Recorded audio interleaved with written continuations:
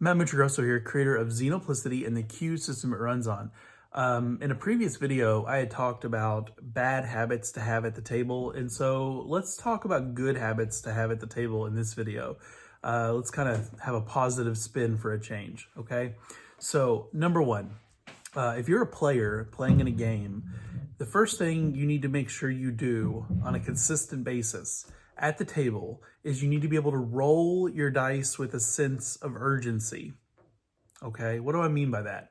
I mean, when it's your turn to go, don't spend 30 seconds to a minute shaking your dice before you roll them. This is one of those things that really gets under my skin. I don't understand why some players do this, but they really do. They really drag it out. And so they'll get their dice together, like they'll get their dice and they'll go, and they'll just keep doing this, and then they'll maybe start to roll, and then they'll go back to rolling. Enough already. Just roll the dice. Like literally, this is it.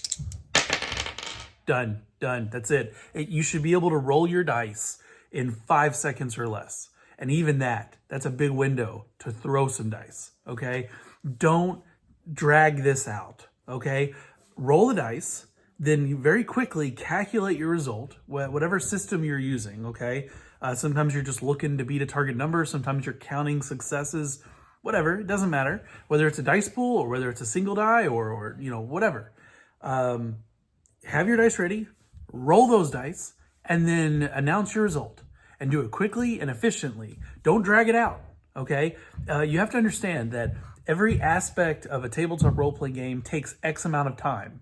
And so when you add up X here, X here, X here, X here, that's going to end up eating up the time at your game table, right? So if you want to get through a lot of material, if you want to have a lot of progress in your game session, you can't like dilly-dally about a lot of these little steps. You gotta have a sense of urgency about it at your table, right? So do that. And kind of on that same point, know what you want to do when it's your time to act. Okay. In most tabletop role-playing games, you get to go, and then after you go, another player will go, and then another player, and maybe between those players, some NPCs will get to act as well. So you have a lot of time to calculate and think about what it is you want to do when it's your turn to go again, okay?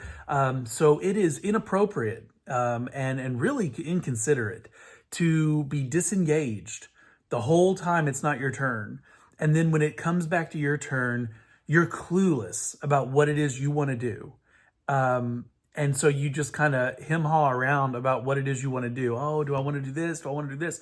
Like, I have had players that they've just, I don't know, whatever they were doing, they weren't paying attention. And when it got back to their turn, they needed a recap of what had happened before they could act. And then, or another example of this would be maybe you were paying attention, but then when it gets to be your turn, you're indecisive about one or two different things that you can do. So you sit there and kind of start to weigh the options, and then the worst is when you start asking other players for advice on what to do. Don't do this, okay? Don't ask another player how to play your character. You play your character, and don't let other players tell you how to play your character. Don't let other players try to guide you in what you should do. Forget all that nonsense. You decide what you're going to do. And if it comes down to one or two options, then make a decision and roll with it. Okay? It doesn't have to be the perfect option. You just need to make sure you throw out an option and then you run with it, that you go with it, that you commit to it. Okay. Again, have a sense of urgency for the dice rolling, have a sense of urgency for declaring your action and making your turn. Don't drag it out, right? If you need to look up what a spell does in a spell book, like for whatever game you're playing, do that when it's not your turn.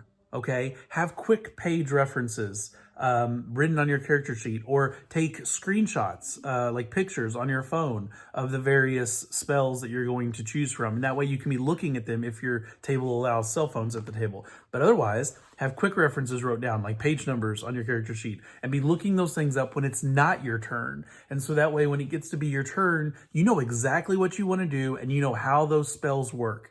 And it doesn't have to be spells. It can be special abilities, special powers, whatever game you're playing. If you're, it all depends on the game. But there's going to be special abilities and special little powers that come with a lot of different tabletop role-playing games. So whatever you need to look up, do it when it's not your turn.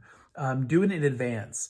Know what your character is capable of. And that way you're not in this state of indecisiveness and cluelessness when it's your turn to act. Okay. And again, these little minutes that you lose here and there, they add up, right? It boggles my mind. There are some times where a game session on some games may, you get together, you're excited to play the night, and then at the end of the night, you got through like one room of a dungeon or one fight, or maybe just two rooms, of some kind of like, big game that you're playing.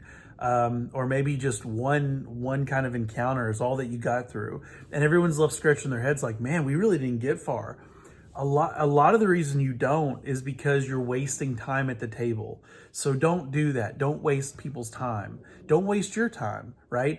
If everybody is quick and efficient with their turns, then you can go around the table faster. Everybody gets to act more. You get to progress farther into the game. You're going to get more done. That normally means more experience at the end of the game session, depending on the game you're playing. And even if not more experience, even if your game doesn't work that way, you still have more fun because you got to do more and have more engagement, all right, and interact more with the game and with each other. So in every aspect, the game improves when the players are all focused and they all have a sense of urgency about what it is they're doing.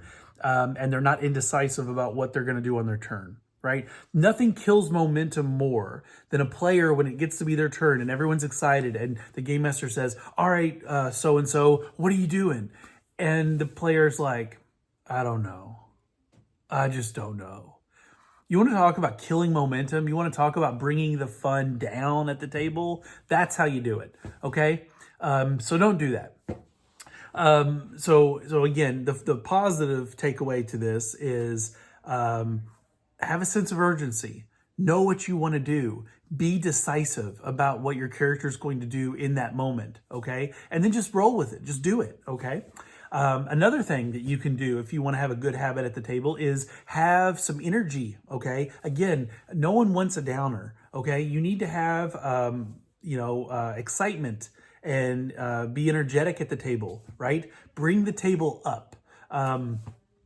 Really in any kind of social situation, you're either improving the environment or you're dragging it down. There's no neutral ground because people feed off of each other, right? So if you want a table that has a lot of excitement and that has a lot of fun that's being sparked and generated at that table, then you need to be doing your part to bring the energy, right? Don't come into the game session in a bad mood and because you had a bad day at work, right? Or you had a rough week or whatever. Like don't bring that into your game session. Leave that at the door, right? When you get together with your friends, you're there to have fun. So make the most of that. Be positive, be energetic, be upbeat. And if there's someone else that's kind of down and dragging, do what you can to lift them up too. But at the end of the day, like sometimes the game master just needs to have a talk like, dude, like you're bringing everybody down. Like you have to stop that. You have to have excitement and you have to be happy at the table. And you're going to find that if everyone at your table is energetic and excited and engaged on this level, then you're just going to have a better night. Because inevitably one person, that's like sapping the energy out of the room can really make that table turn cold very quick. Okay. And you don't want that. So that's not good. Another good habit to have is be a good sport. Okay. When something doesn't go your way in the game, so what? It's a game, right? Don't lose your attitude because you roll poorly. Right? I mean, I'll tell you what, there have been some nights where statistically it shouldn't have happened, but there have been nights where one or two players have just rolled the worst consecutive rolls, turn to turn, encounter to encounter that I have ever seen in my life. And it's like, it kind of blows your mind. You're like, how is this even happening? Like statistically, if you were to do the math, it'd be like, this should not be possible that you could screw up this much, with the dice rolling. It seems like there are some nights when nothing goes your way at the table.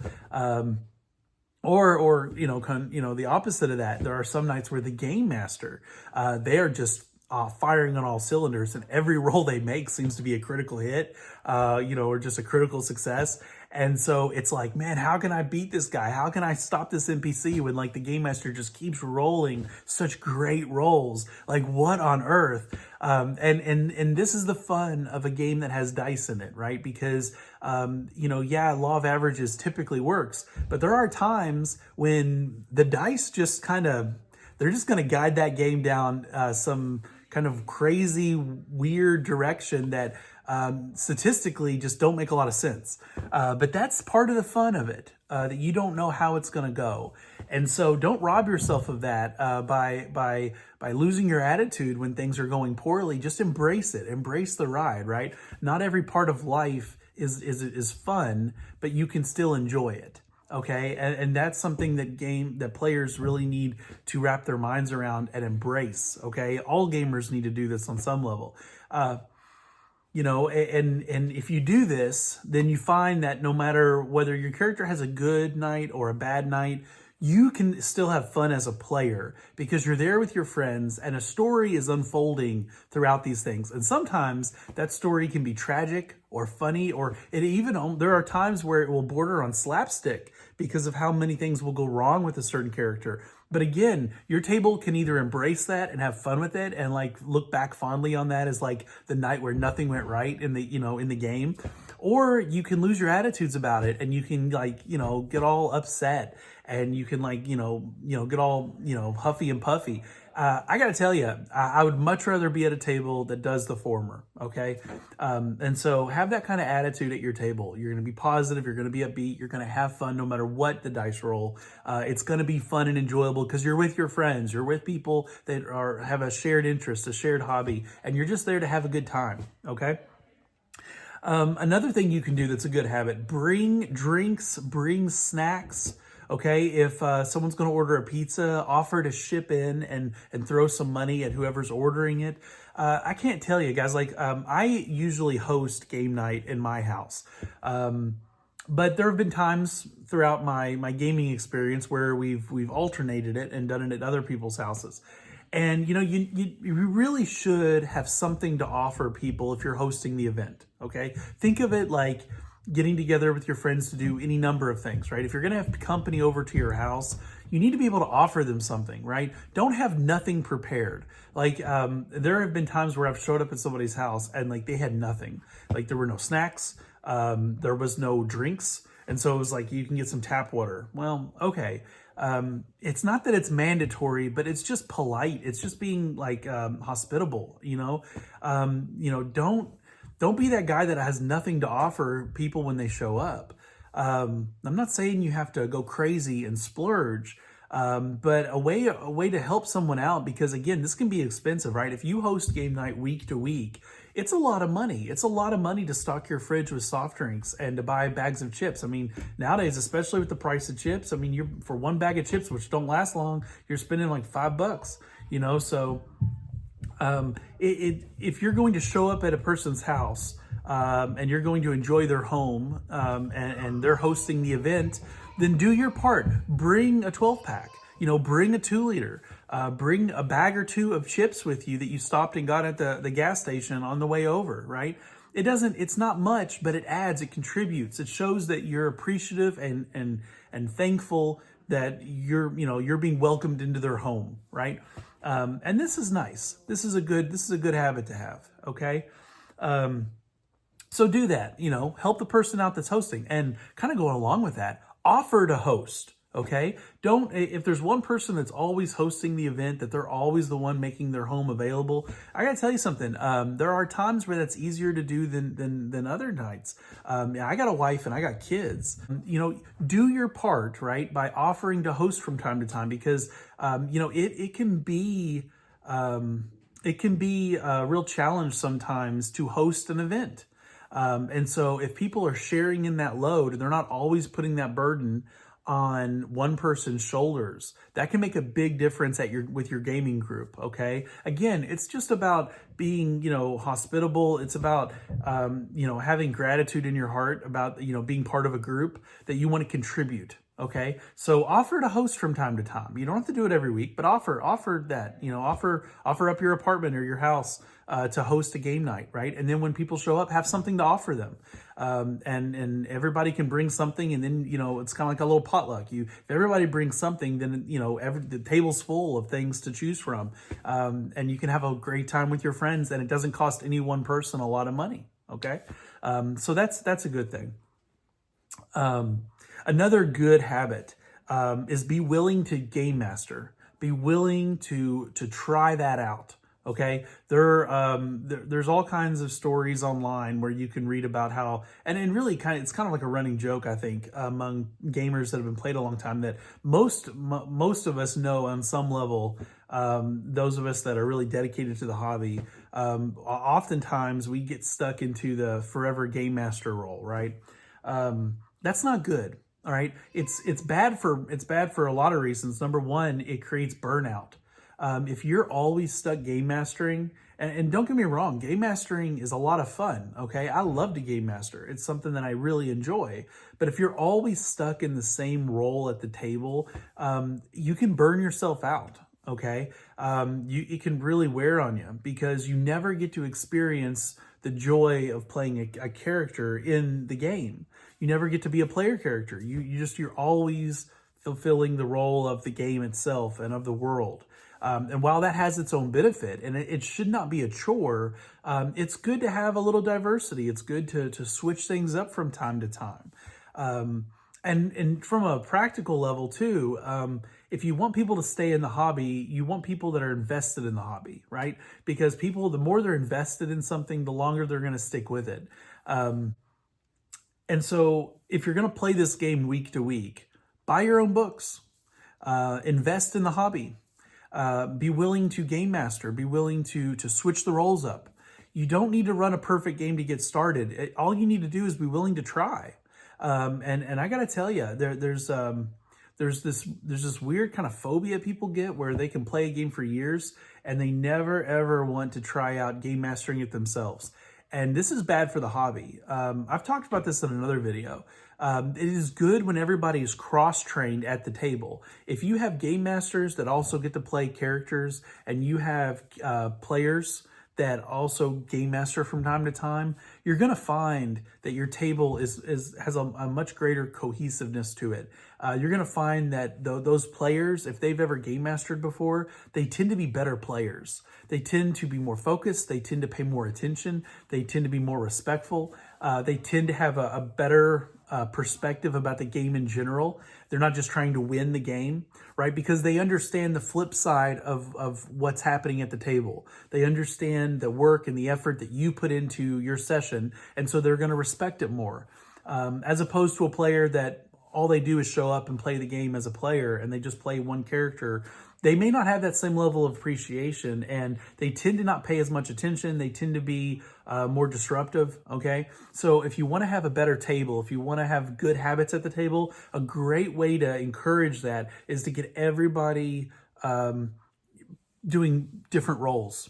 Another thing you can do is respect people at the table. Guys, this is a big one, okay? Don't talk over someone else at the table, right? If someone else is talking, shut up and listen to them, right? And really pay attention. Don't feel like you always have to be the one talking. Don't talk over people, whether it's the game master or another player. Respect someone else when they're speaking, okay? Be polite. Be nice. Be a good person at the table, okay? And also pay attention. It's not just don't interrupt. It's also pay attention to what's happening. When it's not your turn, focus on what the other players are doing at the table. Really pay attention to what their characters are saying and doing on their turns, right? Be engaged. Be engaged at the table. Don't just, kind of like goof off or like doodle or play on your phone or whatever it is you're doing. Don't be doing that when it's not your turn, and then when it's your turn, you're clueless or you're oblivious as to what's happened. Don't be that guy, right? Pay attention when it's the player to your left or to your right. When it's their turn to act, be just as engaged with them and what they're doing as you were when it was your turn to act. And if you do that to them and they do that to you, well, man, I tell you what, your table is gonna really flow a lot better. Okay, and the players are just gonna have a lot better time interacting with each other and with you, just in general. Another thing that kind of goes along with this is engage with other characters in the game session. There's a lot of videos online about like the edgelord character, like that kind of dark and brooding character that wants to kind of be off on his own, wants to kind of like hide out in the corner of the tavern and like have shadows all over him and not really talk to anybody, not really want to share any information. If this character, when they learn a secret that the game master intended everybody to know at the table, they tend to keep it to themselves. They don't actually share it the way that you intended them to. This is the kind of character that when the other characters try to talk to them, this character will just clam up and not want to, give out any information about his character to the others at the table. He wants to keep secrets and all this. And here's the problem with this. It's just a terrible way to role play. Okay, this is a game of social interaction. So if you are disengaged and not being part of the group, and kind of just isolating yourself in the game, I'm not talking about at the table. You might be super social and interactive with the other players, but in the game, actually in the world's fiction, if that's how you are, well, you're not really engaging with the other characters in a way where the players can role play their characters to the fullest. Because the whole point is that not only are you interacting with NPCs in the world, you're also interacting with each other in the game, okay? So I'm not saying you can't play a character like this, but I am saying that there are limits to what should be acceptable and what's just kind of like rude and really just disruptive gameplay. And again, it's not that it's wrong to have a brooding character or a character that's like kind of antisocial. That's fine, but there comes a point where your character has to engage with the setting. They need to be engaged with the other PCs. They need to be engaged with NPCs. And so if in the game your character never wants to talk to anyone and never wants to be a part of anything, and when the group starts to go off on the adventure, you want to hang out and not go with them and then maybe just show up later, there's like you're reaching a point where you're stretching the limits of why the other characters in this setting would want to associate with your character, right? And if you create such a divide between you and the rest of the group, that the rest of the group, there's not really a good reason in game for them to accept you or to welcome you into the party, you're going to find that it breaks immersion, right? Because you can't, there has to be more to it than just, well, we're all sitting at a table together, so we're all stuck together. There has to be in-game reasons why these characters are cohesive. And it's not that they can't oppose each other and bicker and fight, right? But there needs to be some level of cohesiveness to the group for them to all adventure together, regardless of the game, right? It's one of those things where you have to think about that. And so, it's not enough that your player be engaged with the other players at the table. In the fiction of the game, make sure that you're engaging with the material that the game master has presented. And this also ties into another thing. Look, if the game master has a dungeon prepared for tonight's game session, well, don't be that guy that's going to go everywhere but the dungeon, right? Read the room. You're reading the room. You're seeing what the game master is presenting you. Interact with that on some level. You can have your wanderlust and you can have your open world and sandbox feel without trying to just totally derail the game session. There's a certain level of open worldness that you should have in a game, and it's not that you should be like ramrodded down one choice or one direction, but I've seen it happen before where it's not that they weren't given choices, but there are some players that no matter what choices are presented, they just want to go with something totally different. So don't be that guy. That's being a bad player. And instead, again, read the room and then focus on something related to what has been presented. Okay, and you can, and again, the open worldness is that you can tackle those issues any way you want.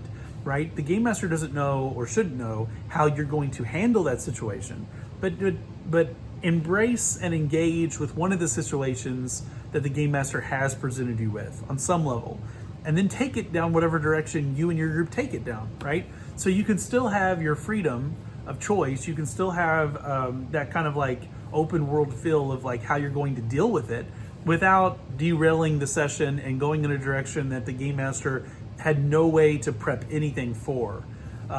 That's my advice, okay? So let me know what you guys think. Let me know in the comments below.